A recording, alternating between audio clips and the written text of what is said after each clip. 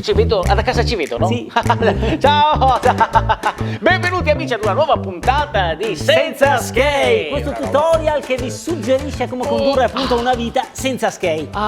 Sì. E senza skate, appunto, come passare un fine settimana, o meglio, una domenica, lontani dai problemi e dalla confusione? E ci rivolgiamo in particolare a te, caro uomo, che già stavi gongolando al pensiero.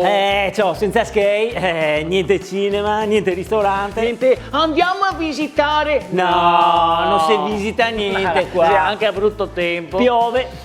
Mi dispiace, ma adesso io mi metto qui in divano.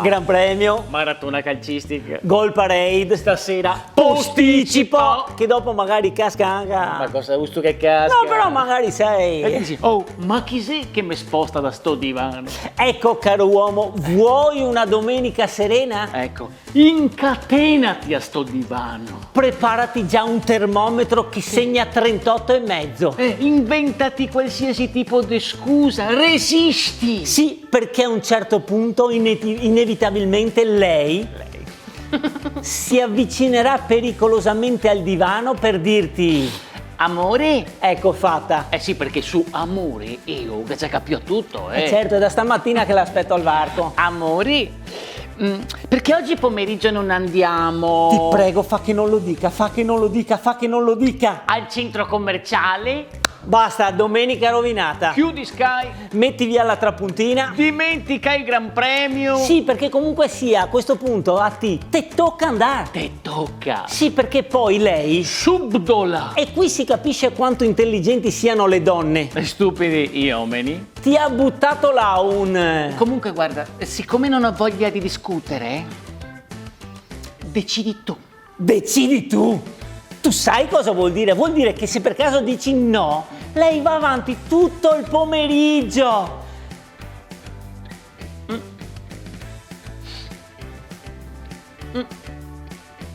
Amore, ma c'è qualcosa che non va? Niente. Vabbè, ma non possiamo parlarne. Perché? Ti interessa qualcosa di me adesso? Va bene, dai.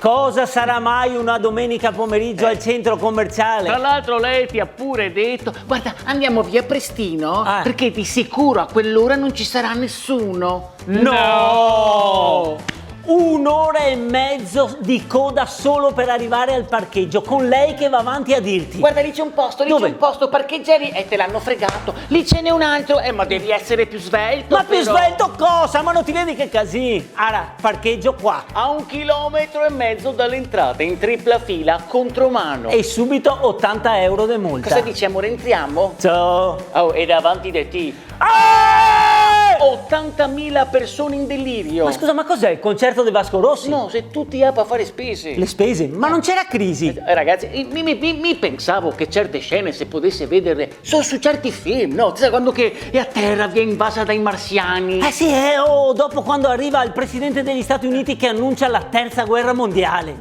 Gente impanicata che impegnissa il careo di carta igienica e acqua minerale. Carta igienica e acqua minerale. Ma quando ti consumi tutta sta carta igienica? Gente con pallet 6 metri per 4 carichi dei sofficini Findus trainati a moda slitta. Oh, c'è gente che con una man spinsa il careo, con quest'altra che butta dentro qualsiasi roba che sia sul scaffale, qualsiasi. Una vecchia che corre verso l'uscita con una busta di minestrone stretta al petto, che per fermarla servono gli All Blacks. Ragazzi, mi capito che è difficile resistere alla tentazione del 3x2. Sì, ma la guerra è finita 75 anni fa, Anche perché con quel carrello stracarico ti sa dopo dove che ti ad andare. Del resto oggi non volevi vedere il Gran Premio. Adesso ti puoi addirittura farlo.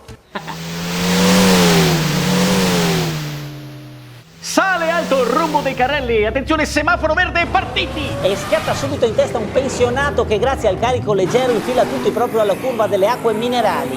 Testa coda di una suora che perdendo olio crea uno spettacolare incidente alla chicane dei surgelati! E siamo già all'ultima curva, è un Gran Premio che parla straniero con il testa a testa tra una badante moldava e un cinese. Moldava, cingarese, Moldava ed è il cingarese che va a vincere! E peccato mercato, amici, e si classificano all'84esimo e ultimo posto gli sfortunati marito e moglie che forse, e aveva ragione lui, oggi stavano davvero meglio sul divano. In su, devi capire? In su.